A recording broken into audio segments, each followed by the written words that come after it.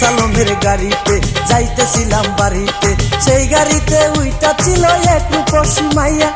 আল্লাহর কাছে পাগল আমি একটা নজর চাইয়া, আমি প্রেমে পইরাছি তার রূপে আমি মইরাছি, আমি প্রেমে পইরাছি তার রূপে আমি মইরাছি।